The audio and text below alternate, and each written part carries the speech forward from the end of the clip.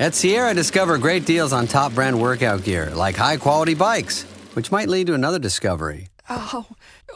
Getting back in the saddle isn't always comfortable. Good news is Sierra has massage guns. And chafe wipes, too. Discover top brands at unexpectedly low prices. Sierra, let's get moving. If you're dating or looking for love, have you ever caught yourself thinking, why does this always happen to me? Am I attracting dogs, or is this just the state of the market? At some point, it starts to feel like the right person is an illusion. I gotta tell you, I do not miss dating. Well, I kinda do. I miss that feeling of going out at night and feeling like anything could happen. I could meet someone that changes the course of my life. I failed to ask myself, however, if I really wanted my person to be someone I met snorting lines off a bathroom counter in a random penthouse, owned by a guy who was trying to buy affection from women who ultimately only were interested in his money. But who has time for such questions when you're dating? That's the problem, though. There are so many questions that we forget to ask ourselves, or maybe we're too afraid to ask ourselves. If you're anything like I was, you're so focused on attracting someone that you don't stop to think, but who am I attracted to? I'm being kind of hard on myself. I think there are benefits in flailing around in hopeless relationships for a while. It's like the metaphor of the missile. It doesn't follow a straight path. Instead, it veers off course, continuously adjusting until it reaches its target. There's one realization that does sting a bit, though. It took me far too long to develop standards beyond looks, and even those were kind of vague. If I considered standards at all, they were about superficial qualities. Coolness, humor, the car someone drove, their attractiveness. But for years, I had no standards about how I deserved to be treated. If I was cheated on, talked down to, or mistreated, I saw it more as a challenge. I felt the need to prove that I was worth being treated well. This was all subconscious, of course, but incredibly prevalent. I spent my late teens and early 20s trying to increase my own value to attract someone amazing. And that might sound positive at first, but there's a deeper layer to it. What it really means is that I didn't value myself as I was. I believed my worth came from superficial qualities, my looks, my job, my skills. I even used my Adderall prescription to draw men in. And it works sometimes. Gotta love those class 2 narcotics. Things started to change when I began to build myself up in other ways. Confidence, self-respect, clarity. I gained clarity on who my ideal person was, what a beautiful relationship looked like, and how I viewed partnership. I realized that I didn't need to work on myself to be attractive or lovable. I needed to trust that I am already lovable and get clear on who was worthy of me. But it's easier said than done, especially if you found yourself in a cycle of the same relationship issues over and over again, because that often means that you're caught in a belief system that is subconsciously shaping your reality. And if you don't confront these patterns, decouple from them, and cultivate new ones, you could be sentencing yourself to a life of rinse and repeat. So maybe it's time to ask the hard questions. And that's what this episode is about: how to raise your standards, set intentions, and find your person. Our guest is Matthew Hussey. He's a New York Times bestselling author, speaker, and coach, specializing in confidence and relational intelligence. His YouTube channel is #1 in the world for love advice and over 500 million views. He also writes a weekly newsletter and is host of the podcast Love Life with Matthew Hussey. Today, he's going to teach us his proven approach to find love, but also feel confident and in control of your own happiness. So 3 key things we will learn are the power of adjusting our reactions by just 1% to create a whole new reality in our relationships, how our identities shape our habits, and the importance of evolving our sense of self to inspire change, and the crucial role of clear boundaries and standards in forging healthy, fulfilling relationships. Before we go deep today, I want to give you a little gift, and I want to give it to you every single day. It's called the Morning Mind Love. I know how life can be. You're all fired up after an inspiring episode, and then a new day or a new challenge comes at you, and it's just hard to keep up that energy. Well, the Morning Mind Love is kind of like an oracle from your higher self to help you start each day with a positive focus. Plus, when you sign up, you get 2 free gifts, a 30-minute binaural meditation and 30 days of journaling prompts to help you remember who you truly are. And it's all completely free. So join over 9,000 people and go to mindlove.com to sign up or text the word morning to 33777. 6 months in, that person will come to me and say, Matthew, here are all the facts. What do you think? Do you think this person likes me? Where do you think it's going? I want to say, I should be the second person you're talking to about this, but instead I'm the first. How have you not had this conversation with them about what the two of you are, or how you see things, or what your intentions are? Why hasn't that happened yet? And the reason it hasn't happened is because they're afraid to have the conversation in case they get an answer they don't want. It's far easier to carry on in the romance of it all and to just bask in that and feel good in that and continue the hope that it might go somewhere than it is to have a conversation that might spell the end of whatever this thing is. Turn up your frequency with Mind Love. Bite-sized brain hacks for seekers, dreamers, and doers. It's time to give your mind a little love with your host, Melissa Monti.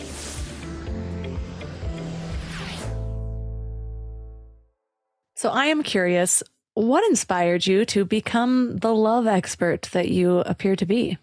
Oh, God. I don't know that I started thinking I was a love expert. I don't know if I feel like a love expert now, but I was always fascinated by, well, I suppose my earliest fascination was how I could be braver in my own love life, because I felt like I was, as a teenager, I waited to be chosen all the time. I was too afraid to do the choosing and to walk over and speak to someone I really liked. So I was my first client in that sense. And over time, I just became really fascinated by people and ways that we could break out of our shell and ways that we could start to, unlearn certain patterns that maybe were tripping us up or hurting us. And nowadays I started with very, very small groups when I first began, talking to 5, 10 people at a time. And that was 17 years ago now. So now we have a YouTube channel with 500 million views and books and all the rest of it. But yeah, I really love learning about people. For me, it was kind of a revelation to understand that I wasn't just stuck with my shyness or my own fear of rejection, that there were actually things that I could do to have more of an impact in the world. And I didn't just apply that to my love life. I applied it to everything in my life. And it just so happens it ended up being what I enjoyed talking about with other people too, not just using for myself. I love the way you phrase that, of just the difference in waiting to be chosen and then the realization that you can choose. That's such a big part of what I teach in all areas of life. It's like so many people believe that they're victims of their circumstances or their habits or their genealogy. Just recently, my cousin was getting irritated because she was like, I just found out my dad's dyslexic and he should have told me because maybe I wouldn't have had kids. And I'm like, really? It's so interesting. And I'm like, now I know where all of these ideas came from before, where I can't imagine now, knowing what I know, not wanting to have kids because there is a pattern within my family. Instead, I use that opportunity to say, how can I be the one to stop or change this pattern to something more empowering so I don't pass it down to my children? Yeah, there's the assumption there that if my children have dyslexia, they won't be able to enjoy life. You know, it's those things. Look, firstly, I think the hard things in our life, or the things we wrestle with, they make us. They are the things that, for me at least, the hardest things in my life have given me some of the greatest gifts and some of the parts of myself that I'm most proud of and most thankful for. So there's that. And there's also that, we I think when it comes to, let's say choosing instead of being chosen, we wait to be chosen when we're we think we just have to accept what we're given in life, or what other people tell us we're worth, what other people tell us we're capable of, who other people tell us we're worthy of. And I think life's a lot more interesting than that. I think a lot of us go through life over respecting other people. And I wouldn't suggest for 1 second we shouldn't respect other people, but I think, over respect other people in the sense that we constantly overestimate everyone else and we constantly underestimate ourselves. It's easy to feel like other people are imbued with some special source, some fairy dust that we don't have, or we don't have access to, and that's what allows them to do what they do. But I've felt for a long time like what makes some people go out and do things is they just decide to.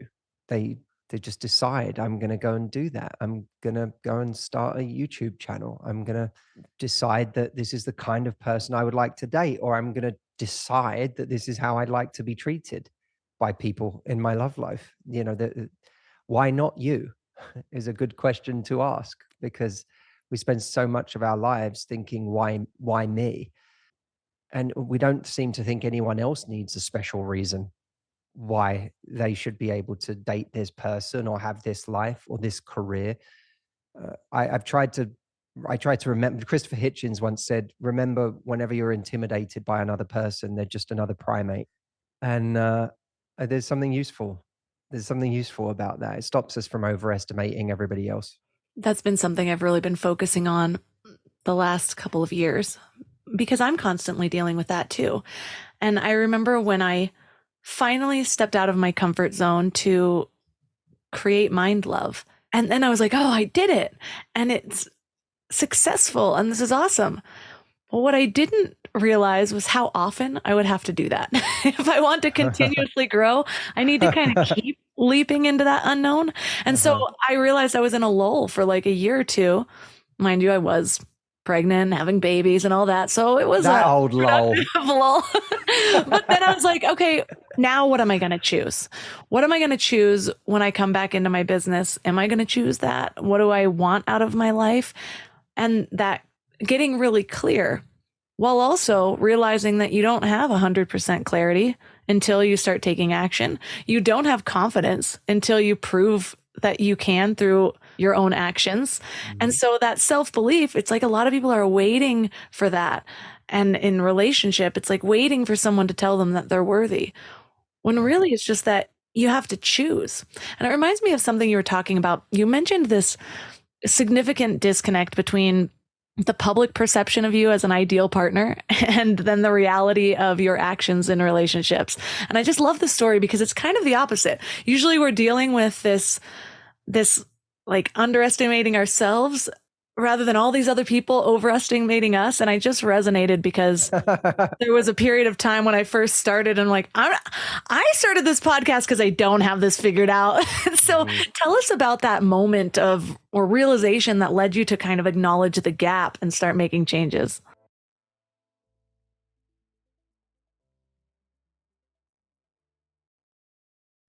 You know what's funny?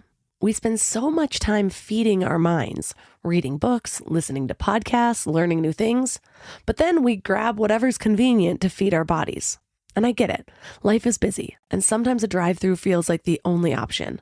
But that's why I take Field of Greens. It's a greens powder made with whole organic fruits and vegetables. No extracts, no lab-made stuff, and just 1 scoop a day gives you simple, real nutrition.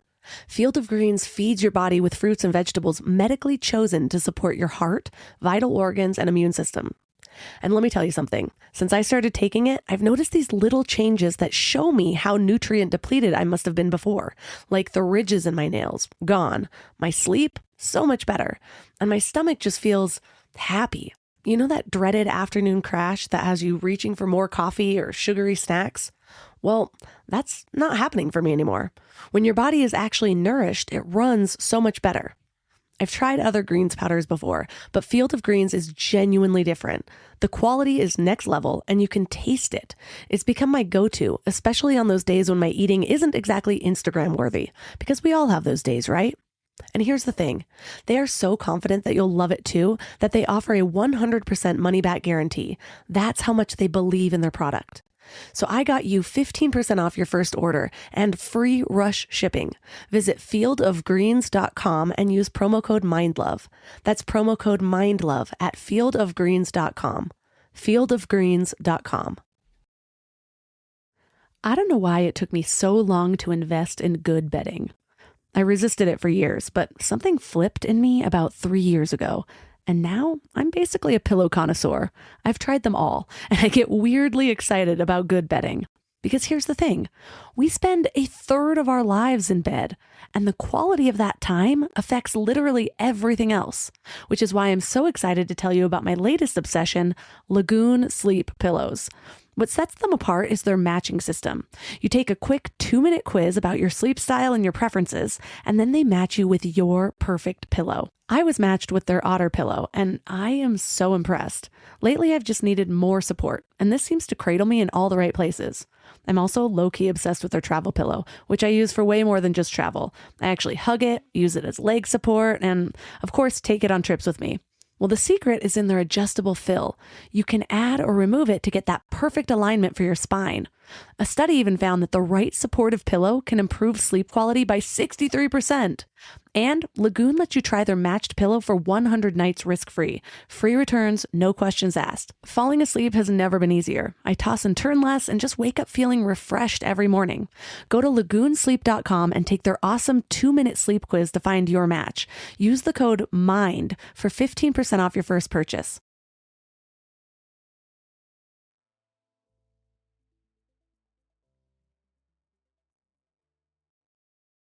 Tell us about that moment of or realization that led you to kind of acknowledge the gap and start making changes. Let's talk about how much I sucked. I I just remember for a long time getting these comments about, well, what a wonderful person I must have been to date. And of course, I knew better because I was out there dating people as me. And, I had a lot to learn and I had a lot to work on. And for a long time in my own love life, I wasn't very good at making myself happy. I was good at doing what I had taught people from the beginning, which was creating opportunity. That was really where I started. And nowadays, I'm much more known for helping people with the deeper work they need to do that prevents them from finding love and prevents them from connecting with their worth. But back then, it was really about me saying, look, I know how to, if you feel like you're stuck in your love life, I know how to help you create more opportunity. And I knew how to do that for myself. But there's a difference between knowing how to create opportunity and knowing how to be happy. And it took me a lot longer to figure out how to find a sense of peace and contentment this part of my life, because I think for a very long time I was lost. When you're lost and you're confused, you're quite dangerous to other people because it doesn't stop you from falling in love. It doesn't stop other people from falling in love with you, but you don't know how to make yourself happy, so you certainly don't know how to make anyone else happy. It makes you someone who has the potential to do a lot of damage. And so that was my path for a while. I didn't date in healthy ways, for sometimes I did and sometimes I didn't. Sometimes, I was dating like a sort of dopamine addict who was just looking for the next novelty and variety and trying to find that, when is that moment coming where I'm going to feel what I'm supposed to feel that makes me decide this is it. And I got scared when I wasn't finding that moment because I thought at a certain point you keep telling yourself, well, it's because I haven't met the right person yet. And if that goes on for long enough, you start worrying, uh-oh, maybe I'm broken because there's other people around me who seem to have found a sense of certainty about what they want. And here I am still not quite knowing what I want or having some idea, but never really seeming to find it. And that was sort of, I suppose, the beginning of me trying to gain a deeper level of awareness about myself and about what was going on. And the path I went down for all of that has been so much of what I wrote about in this book, because the truth is, there are so many people that are struggling out there to find love and struggling to feel the way that they're told they're supposed to feel, or that keep running headfirst into bad situations with people who don't treat them well. I was on both sides of it. I times in my life where I was really breaking someone else's heart, and a couple of times where I was very severely on the other end of the heartbreak. And I think what both had in common was that I couldn't seem to find what I was looking for in either direction. I like so many people, was either, was chasing someone who didn't seem to really want me or treat me very well, or be with someone who adored me, and I found myself doubting whether it was the right relationship. And that can be a really difficult place to be, because you tend to just cycle between, if you're not careful, you spend your life cycling between, you know, being excited and treated badly, and feeling an anxious wreck, and being in situations where you feel safe but dissatisfied. That was a big part of my journey. And like I said, in this book, I get more vulnerable than I've ever been in the past, where I felt perhaps like so many people, if I was more vulnerable about those things, then, I wouldn't be as lovable, which I've since gotten over. That's probably a good feeling. I think of that period of time where I remember when I first really started to get clear on what I wanted. And there was a period where it was like really euphoric. And then there was a while of, I almost wished I could go back into where the whole phase of ignorance is bliss type, because then you move into the conscious incompetence. You start to really learn what you need, what would be healthy, what you desire. What did conscious incompetence look like for you? Oh, goodness. Which time? Yeah, conscious incompetence for me. I mean, I had a really deep downward spiral. There was just a number of traumas, my dad dying, and me creating meaning about myself through all of it. And in that, I made a ton of bad decisions, mixed in with things that happened to me that were definitely not my fault. But I can also be honest about, I was putting myself in situations to increase the chances of certain things happening, to attract people and settling for people more so that were horrible. And it culminated in me going to jail for somebody else's crime and getting a felony and having to dig my way out of that kind of hell.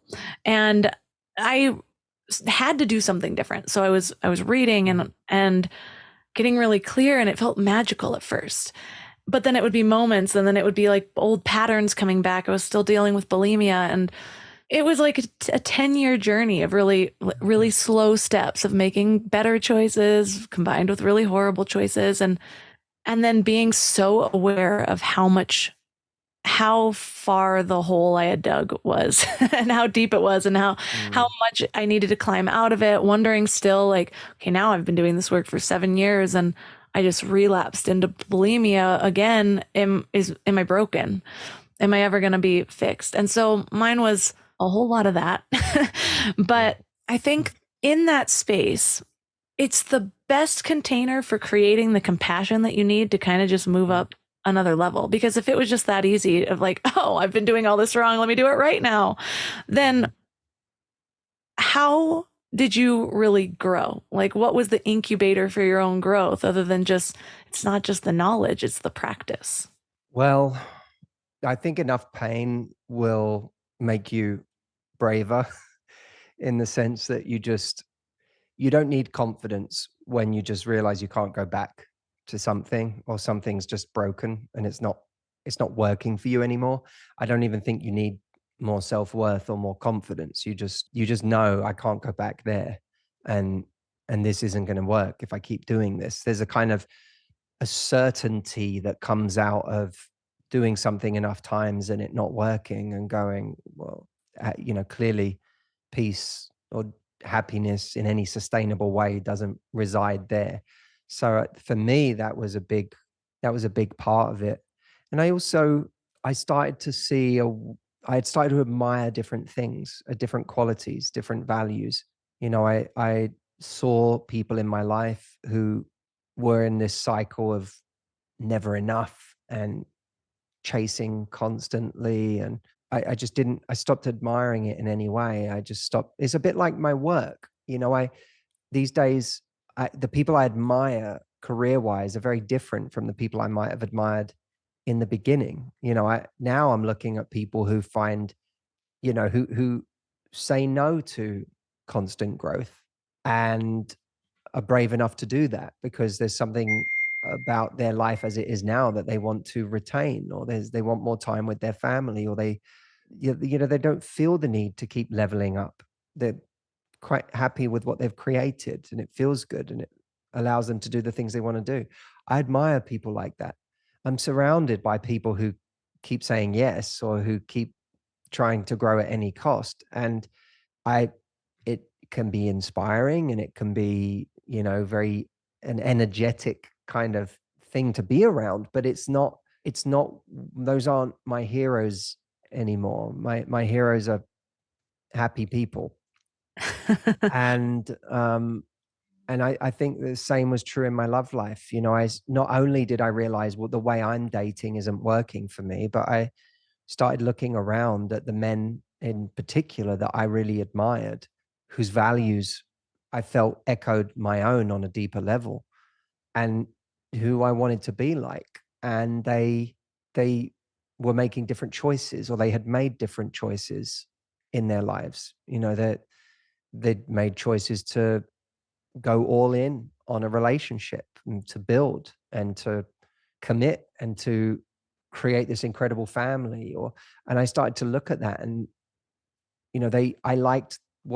I liked the way they lived, and I liked the emotion they were achieving. And I think what helped me is seeing people that I really respected and admired in those positions, as opposed to, I think what I had seen too much of in my life is people who had decided to get married or to commit or to be in have a family, and did a lot of complaining about it. Did a lot of complaining about the old ball and chain, and when you have kids, this happens, and stay single, do this, do that. I think I had a lot of associations in my head that were very negative ones on a deep level about what it meant to go down that path of committing more and making choices. And so I think for a long time, I kept my choices open with no kind of, in a way, just like for the sake of keeping choices open, because I was afraid of what it would mean if I actually went all in. And the more I started to admire and respect different people, different kinds of people in life, the more it naturally started to guide my decision making in a different direction.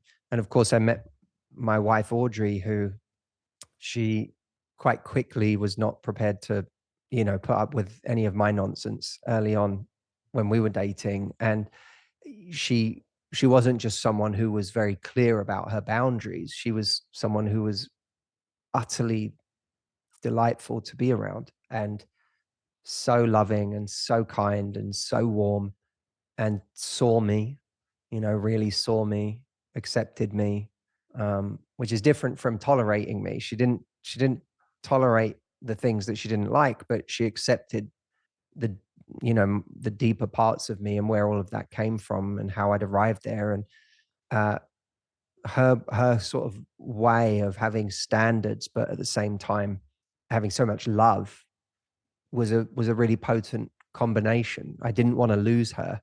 I didn't want to lose this incredible human being.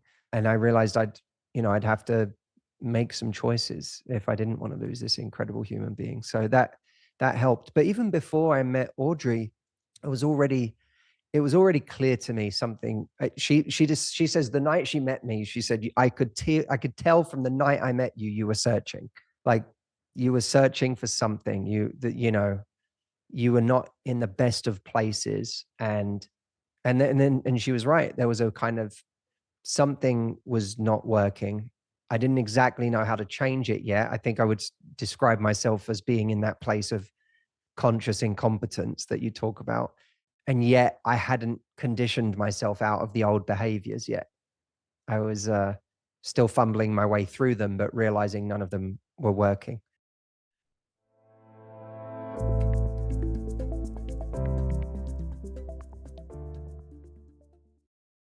When you need mealtime inspiration, it's worth shopping Kroger for thousands of appetizing ingredients that inspire countless mouthwatering meals. And no matter what tasty choice you make, you'll enjoy our everyday low prices. Plus, extra ways to save, like digital coupons worth over $600 each week and up to $1 off per gallon at the pump with points. So you can get big flavors and big savings. Kroger, fresh for everyone. Fuel restrictions apply.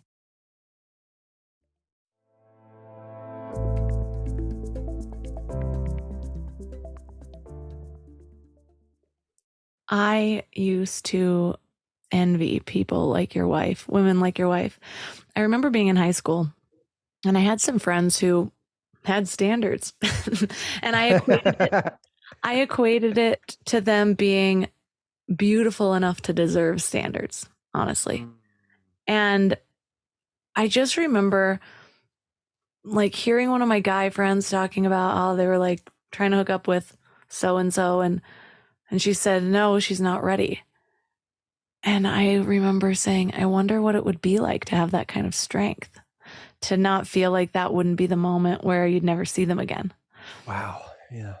And I got there eventually, I think, but it was even difficult. Like in college, people would laugh because I was known for just like people would see me at like 4 a.m, like sprinting back to my dorm or the sorority house or whatever in stilettos, because the amount of times where my way of boundaries was finding myself in a situation where things would go too far if I stayed. So I'd wait till they went to the bathroom and then I'd literally run.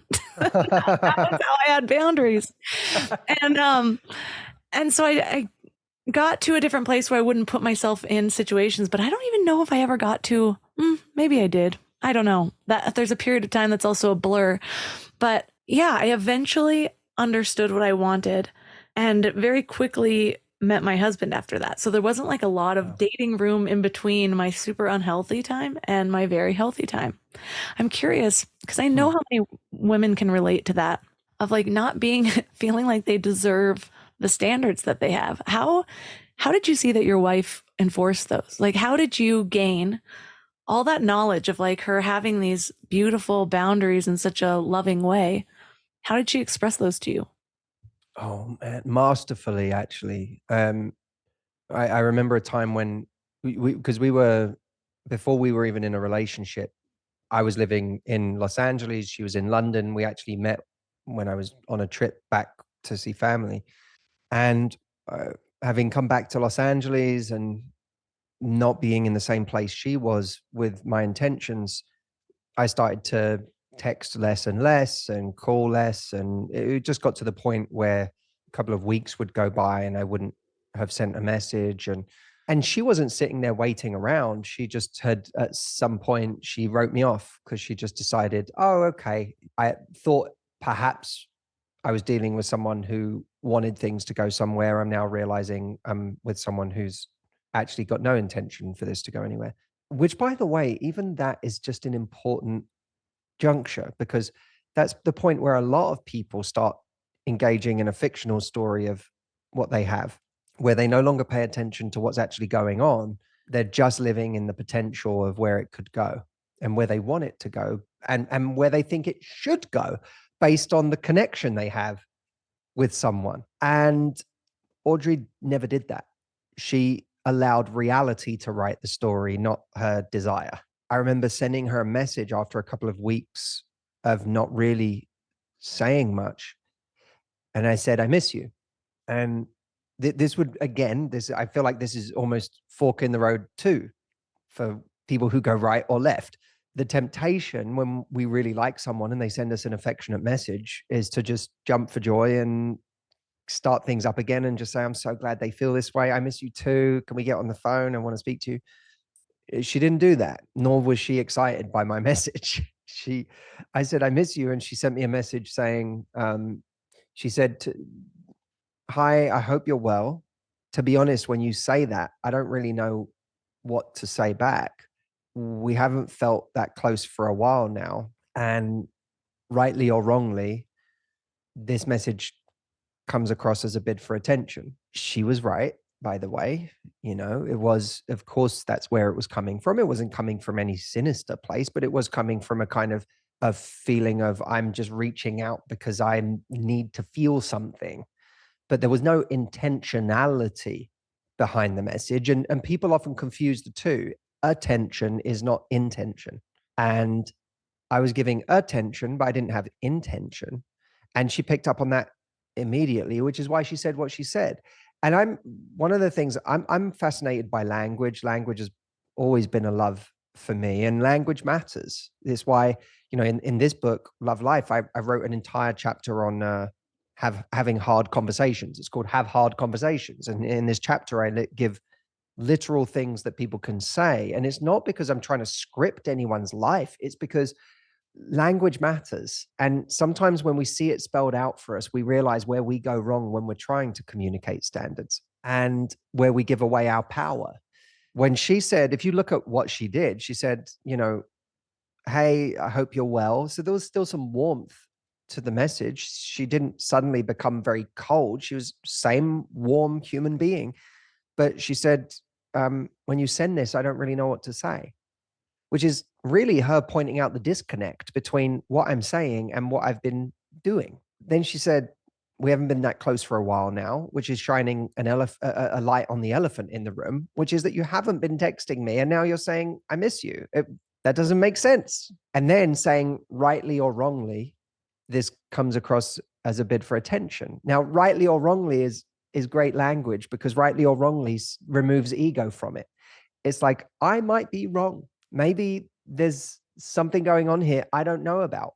Rightly or wrongly, this feels like a bid for attention, or this comes across like a bid for attention. Not you're an attention seeker, not how dare you, but this is how it's coming across. And of course, when you say all of that, someone is pretty naked, which I was, and I think what's really important about this story is the part I haven't said yet, which is that message did not result in us suddenly reuniting in a much more intentional way. We went our separate ways after that for a while. And I say that because I took that as, oh, I'm going to back off because clearly our intentions are different, and I get it. And I caught myself being selfish in that moment, and her pointing it out made it very clear to me, like, yeah, no, this isn't going to work for me. So I said, fine. But when I backed off, she didn't send me a message a week later saying, so how, what are you up to? She said, he's gone away, and that's the right thing, because it wasn't a tactic. She wasn't employing a tactic. It was a standard. When we employ a tactic, if it doesn't get the result we want, we just go switch to another tactic. But if something's a standard, it's who we are. And for her, it was a standard. It was who she was.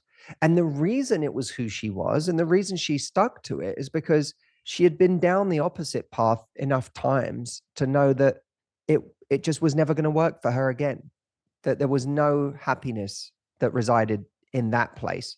So it didn't matter how much she liked me.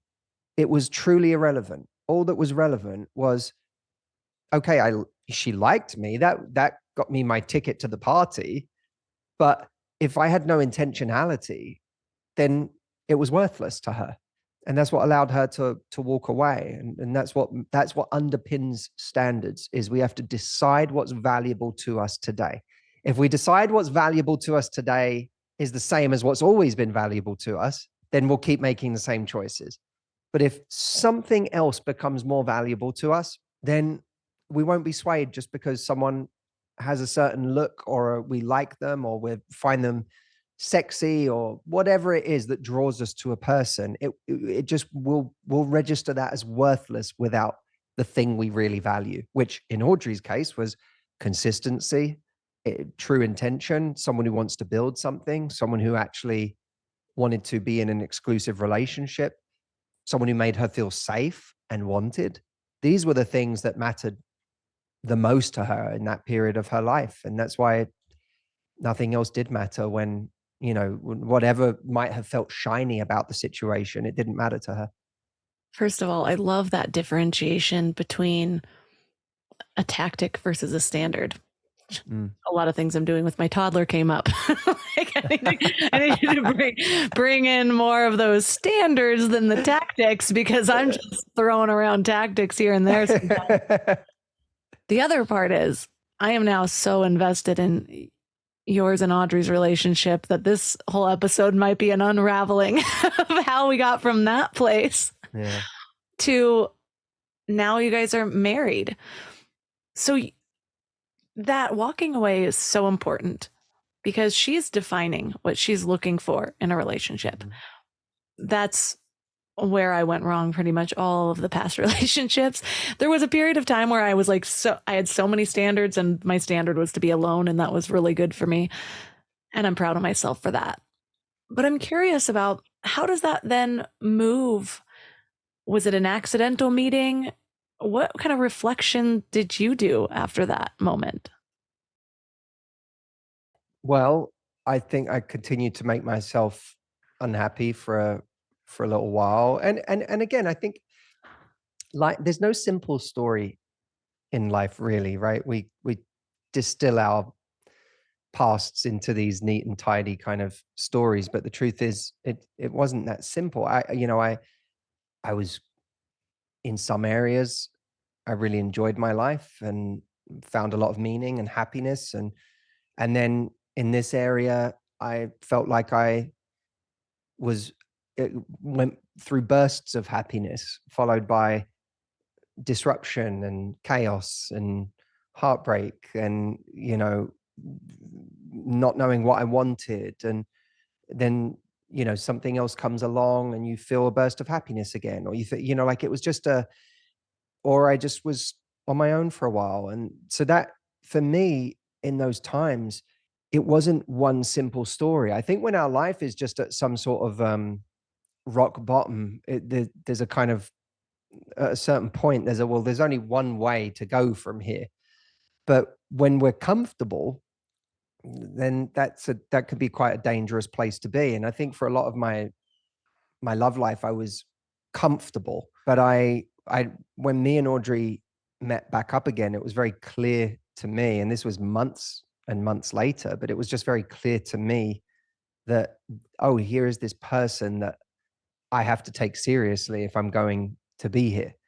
And she was quite clear about that herself. She was like, when we met back up again, the moment it started to go down an intimate road, she was like, just so you know, if this is going to go the same way as last time, I'm not interested. This is not interesting to me. It has to, if we're going to do this, it has to actually be because we're seeing where it goes. That she was just never, she was never unclear about that to me. That was never she never at any point shut her eyes and said, I'm just going to see what happens. It was not what so many people do, where they check back in a year and say, so, what's going on? And then they're horrified to learn that someone's position or feelings haven't changed at all in that time. One of the things I talk about in this book is this idea of bewaring avoiders, because of course, we sometimes find ourselves in the company of a genuine pathological liar, but far more often we're in the company of avoiders. And avoiders aren't necessarily about outright lying to you. Avoiders are people that just will avoid any conversation that could make life more difficult for them. And that's what so many people find themselves in their dating lives, is they date someone where 6 months in, that person will come to me and say, Matthew, here are all the facts. What do you think? Do you think this person likes me? Where do you think it's going? And I want to say, I should be the second person you're talking to about this, but instead I'm the first. How have you not had this conversation with them about what the two of you are, or how you see things, or what your intentions are? Why hasn't that happened yet? And the reason it hasn't happened is because they're afraid to have the conversation in case they get an answer they don't want. It's far easier to carry on in the romance of it all and to just bask in that and feel good in that and continue the hope that it might go somewhere than it is to have a conversation that might spell the end of whatever this thing is.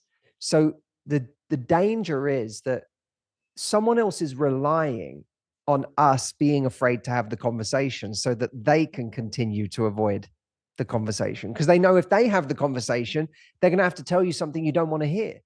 And then you're either going to have to stay and live in the cognitive dissonance that you're here, even though this person has wildly different intentions than you, or you might leave and that person doesn't want you to leave because they're enjoying getting what they're getting. So I always say an avoider needs another avoider to exist. An avoider can't exist on their own. And that's why what we see over and over again in love is people who are avoiders find people who are also avoiders, because that's how they flourish. I flourish by you never asking me what this is, so that a year from now, when you ask me what it is, I can say, what are you talking about? We're just having a nice time. We're friends. We're just seeing each other. What do you mean you thought it was more? People rely on you not having, people rely on you not advocating for your needs so that they can continue to get what they want in exactly the form that they want to have it.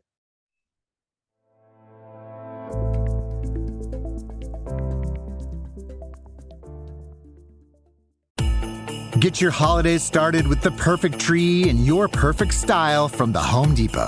Whether you want something that you can assemble in a few clicks, steal the show with over 2,000 color-changing bulbs, or a tree with lights that can be controlled by remote or foot pedal. The Home Depot has it all in our huge assortment of premium trees. Plus, get free delivery on over 2 million items this holiday from the Home Depot. Subject to availability. See homedepot.com/delivery for details.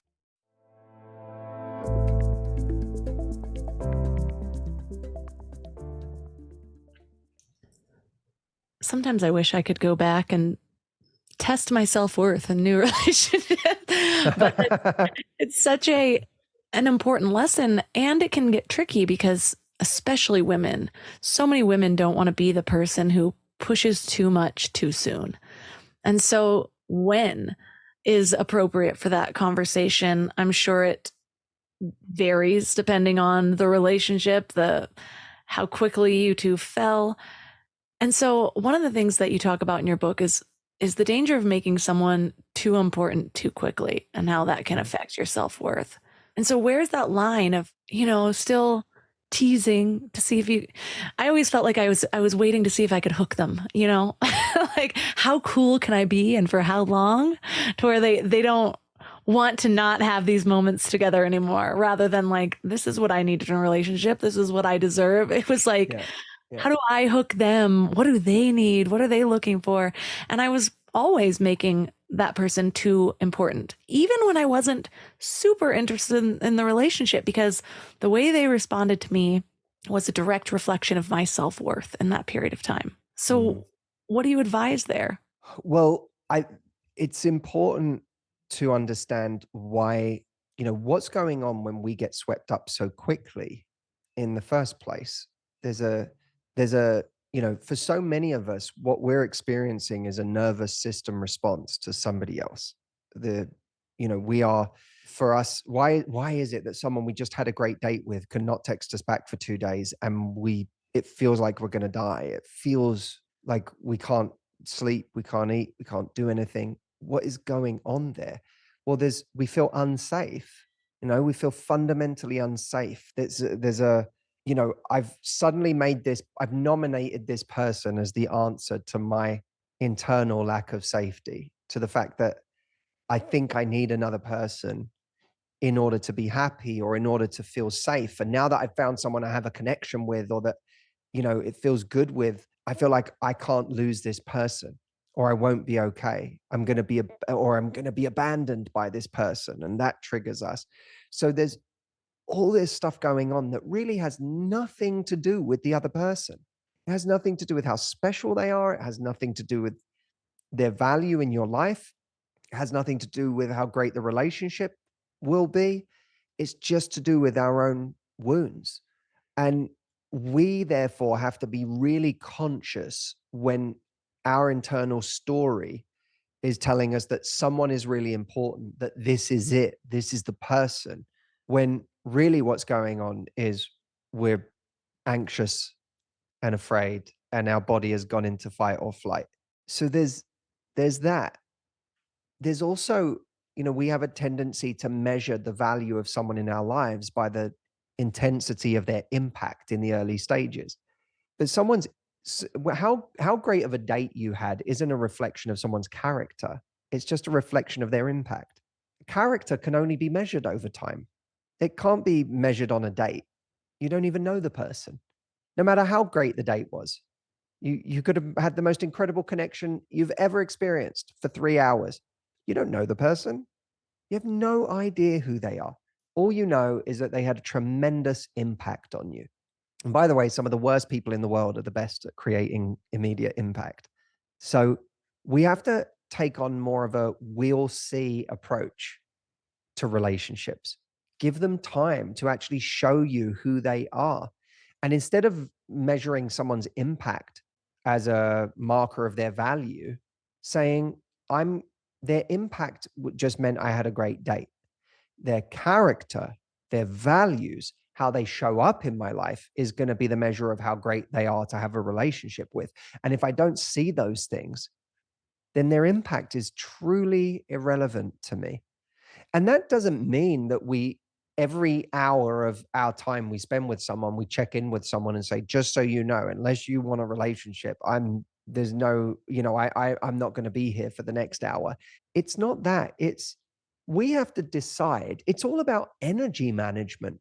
It's about saying, if I have really great qualities, if I have beautiful energy, if my love is valuable, if the way I treat people in my life who I care about is precious, then those things I need to value them appropriately. And I need to decide, because I don't have endless amounts of those things. I certainly don't have endless time. I know I don't have endless energy. So I need to decide where to take these beautiful things I have and where to direct them.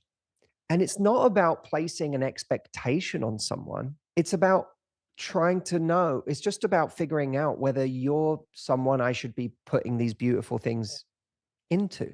It suddenly doesn't feel like a big deal to say to someone, if you had a couple of amazing dates with someone, but then you don't hear from them for 3 weeks, but then they want to see you again that night, it feels entirely appropriate, albeit maybe playfully at that stage, to say to someone, you're 2 weeks late with this message.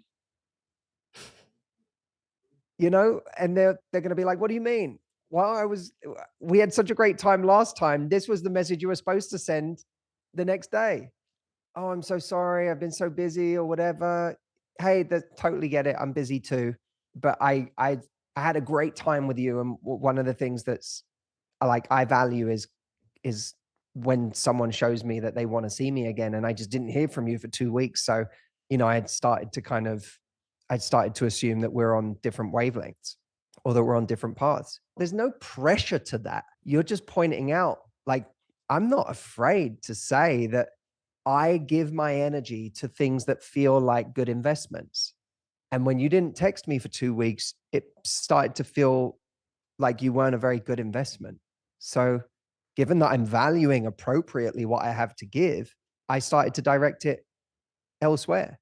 And when someone hears that, they start to learn who you are. Remember, people don't tell us what we're worth. We tell them what we're worth. It's a big difference. And sometimes people mistake our worth and they get it wrong and we have to correct them. That's what a standard is. In case you were mistaken, this is my worth. It's not for you to tell me, it's for me to tell you. And that when you think like that, it really does change the game on how people treat us. And even if it doesn't, we save all of our time and energy, because someone who doesn't adapt to our standard is someone that we don't date for 6 months or a year or 2 years or spend 10 years of our life going back and forth with. only to say, I'm just so burnt out in my love life. We get burnt out in our love life most of the time, because we are giving too much energy to the wrong people. And then we have no energy left for the right people, which is one of the greatest tragedies that so many people face. I love that. And I also am realizing when you're giving too much energy to the wrong person, you're not giving enough energy to yourself. And that's exactly what you need to really find that self-worth first so that you can communicate it to the other person. Like you said, you can't wait until you feel valued in a relationship to all of a sudden have self-value, have self-worth. You have to find that first. And then it starts to be reflected back to you. People will meet you there or show you very clearly that they don't deserve you, not the other way around. But it's so difficult to get to, especially when we're young. I don't know if I was just, I don't know, maybe it was the divorced household, not having a father. I don't know what it was, but I feel like I was like the worst, like pretty bad at all that when I was young. And I just go back and it's one of my deepest desires to just like empower the youth of women to say like, you don't need to have this, what you call in your book, the scarcity mindset in relationships. I had it in relationships and friendships. I was always trying to prove that I was worthy of being in the room. And so, Well, yeah. I think that what happens is we come of age, and then many of us, especially those of us that had reasons to feel insecure or to question our worth, or we have some form of trauma that we're taking forward in our lives.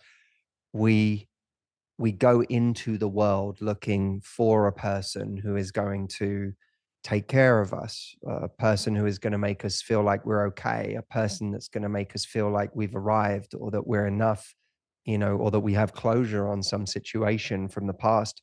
And we often, very few of us ever learn, and I'm talking in our entire lives, not at 21, very few of us ever learn that it's actually our job to take care of ourselves. It is there isn't a person we have to go out there and find to take care of us. We are the human we are in charge of. And I like to think of it like, when we were born, we were given a human, and someone told us, hey, just so you know, for the rest of your life, your job, your one job, is to take care of this human. Nurture them, encourage them, show up for them, stand up for them, be kind to them, pick them up when they fall, support them. Your only job. You may take on other jobs. You may volunteer for other jobs like friendship or marriage or raising children or a career. You'll volunteer for other jobs. But the one job you'll always have, your number one job, is to take care of the human that is you. When you look at things through that lens, you stop obsessing over what you don't have, or ways you feel deficient, or ways you don't feel as attractive as this person, or as skinny as this person, or as young as this person, or whatever it may be, whatever your insecurity is that you're telling yourself, I don't have enough of this. You don't look at life through that lens anymore, because you realize comparison is silly. I can't exchange my human for another human. I get one human. And by the way, I'm lucky that I get one human. Right? Most of the sperm that ever existed never became a human, right? So I get one human, and my job is not to question what that human has. My job is just to give that human the best life possible. And when you think of it through that lens, you're not trying to find anyone to make you enough anymore. You're trying to make sure this human is in an environment and around people that give them the possibility of happiness. And that does not include putting your human in the company of someone who constantly treats them badly. It's no longer an option. So put someone in an abusive situation, to put my human, in an abusive situation, or in a situation where they're constantly made to feel like they're not good enough, or they're constantly disrespected or betrayed or lied to. If I do that, I'm sleeping on the job. I've left my post, in times where I'm burnt out and I feel like I'm like struggling. I'm really struggling.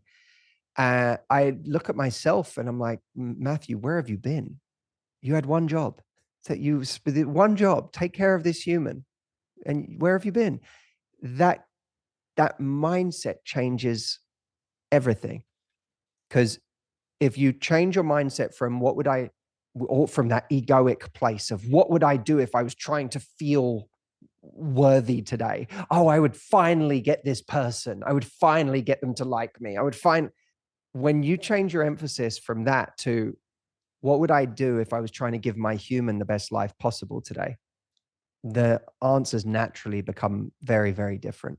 So for anyone who does read the book, there's a chapter in the book called Core Confidence, and you'll read all about what I'm talking about here in that chapter. And for me, it's been one of the most powerful ways of approaching confidence for me, it is the most powerful way of approaching confidence that I've ever discovered.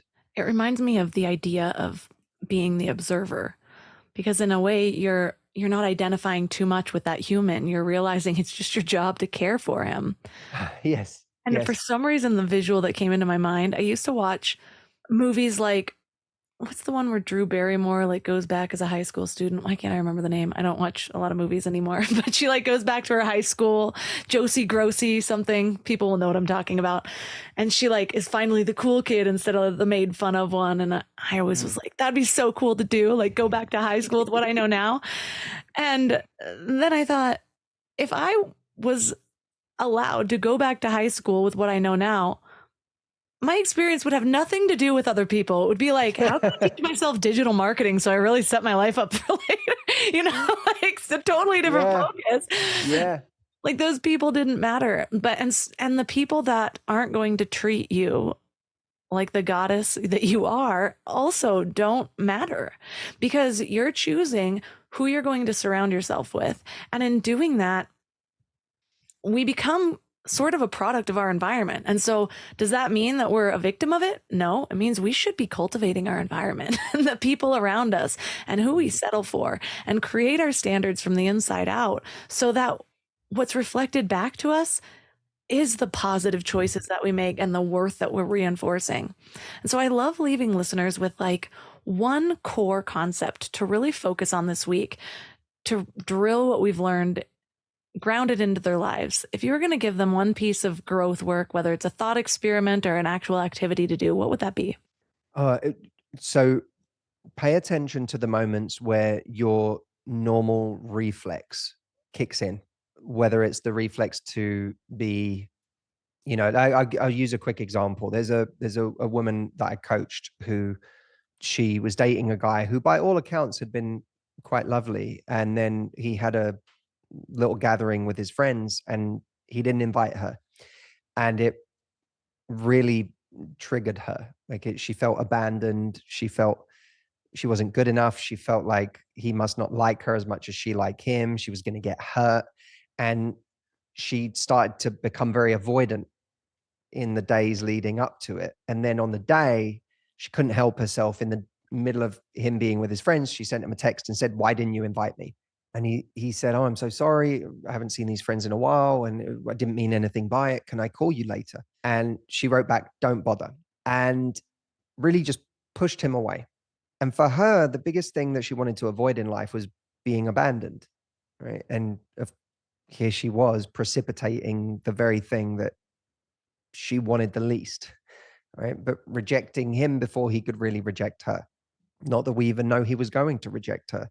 What I invite everyone listening to this episode to do is to look for the moments this week where you send the "don't bother" text, whatever that means to you.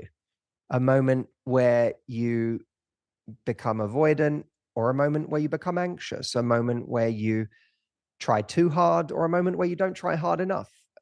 What's a moment where you get activated and you start running your script? Because that message from her that said "don't bother" wasn't a new thing. It was something she had been doing in one way or another for most of her life. Start to just get curious about a different way that you could approach the situation. Even if it's a 1% shift from what you would normally do. Even if she had, instead of saying, don't bother, she had said, yeah, I'll talk to you later. And then he called and she said, I got in my head about something today. And then even if then she let him have it, at least she'd be on the phone. That's a 1% difference than what she'd normally do, which is, I'm not even going to take the phone call because screw him, I'm not doing this. A 1% shift. Because what happens when we take a 1% shift is we get a subtly different result than we're used to. And when that happens, it gives us this concept that there is a different reality than the one we're used to. That how we have, the results we've got in our whole lives don't have to be the results we'll always get. The past does not have to equal the future. By doing something subtly different to what you normally do, you can start to create a different reality than the one you've had so far. And don't try to do something perfect that means you suddenly get the exact result you want. Just go for different, because different is all you need to start changing your belief that what's been happening for you so far in your life is all you can get. That's the thing we're trying to change. We're not trying to do something perfectly. We're just trying to teach ourselves that our past does not have to equal our future, that the world as we see it, as we know it, isn't the world at large, that there are 1,000 different ways to operate in this life. And the way that we've been operating is just one of them. So my invitation to everyone is to make a 1% shift in your reactions this week. Whatever that means for you, whatever way you get triggered or activated that sends you down, it threatens to send you down the same familiar path. Try a 1% shift from a place of curiosity in how you react to the situation, and allow that curiosity to bring you some different results than you've been getting. And that will start to mess with your beliefs about life. And that's a very positive thing to do. I love that reflection. It's so timely too. My coaching group is called Soul Strength Activation. And what we're focusing on right now is all around that, how much our identity creates our habits. And we have to shift the identity. And in order to actually change the way that we be in this world, there's just a quote: every action you take is a vote for the type of person you wish to become. No single instance will transform your beliefs, but as the votes build up, so does the evidence for your new identity. And so thank you so much for everything that you shared today. This was such an insightful conversation. I loved being taken through your love story and just being able to kind of break it down to see how we can all learn from Audrey. So that should be the title of my next book. Yeah. For listeners that are resonating as much as I am, where's the best place to find you and your book, Love Life? So the book is called Love Life: How to Raise Your Standards, Find Your Person, and Live Happily No Matter What. It's been a true labor of love for 4 years of my life. It's designed to be a co-pilot for anyone who wants to find love and who also wants to find more confidence and peace and happiness along the way too, so that you're not deferring those things until the time that you do find love. You can find it at lovelifebook.com. When you get there, you can get it from any retailer you want. But what's cool about that website is I actually have an event on May the 4th that I'm doing virtually for every single person who gets a copy of the book. It's an exclusive for everyone who gets the book, and it's called Find Your Person. And at that event, we're going to take all of the ideas from the book and bring them to life in people's year this year, especially if their intention is to find their person. So that's all at lovelifebook.com.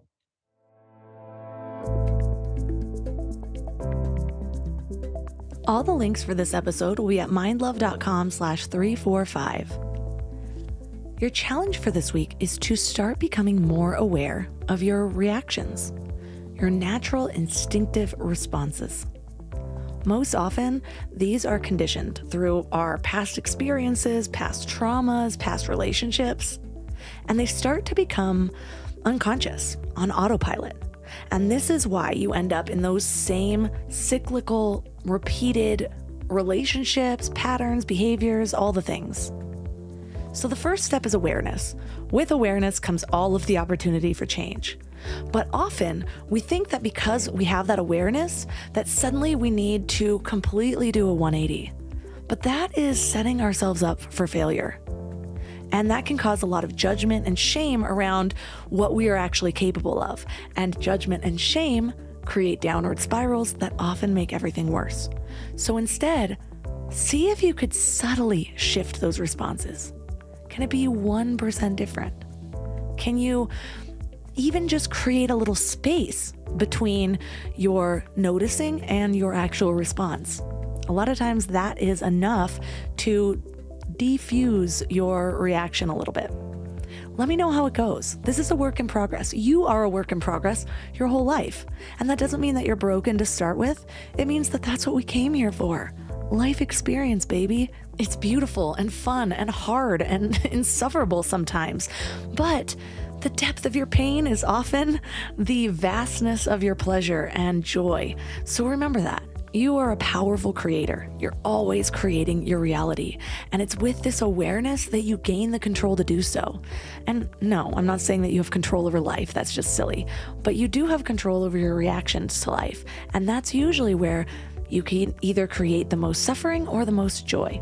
So let me know how it goes. Reach out to me on Instagram at MindLoveMelissa. Also, there's some really exciting things coming up. The Mind Love Retreat.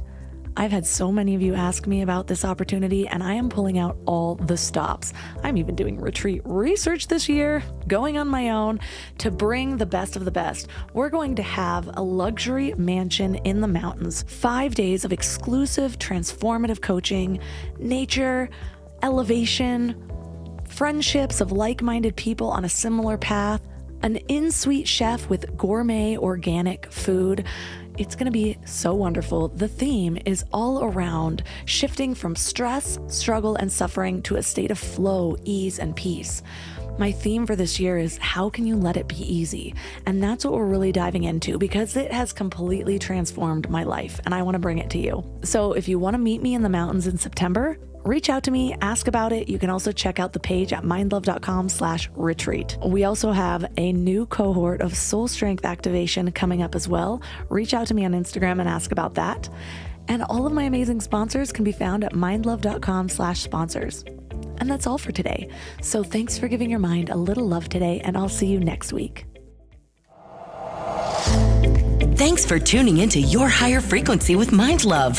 Head to mindlove.com for a free gift to keep your vibes up until next week.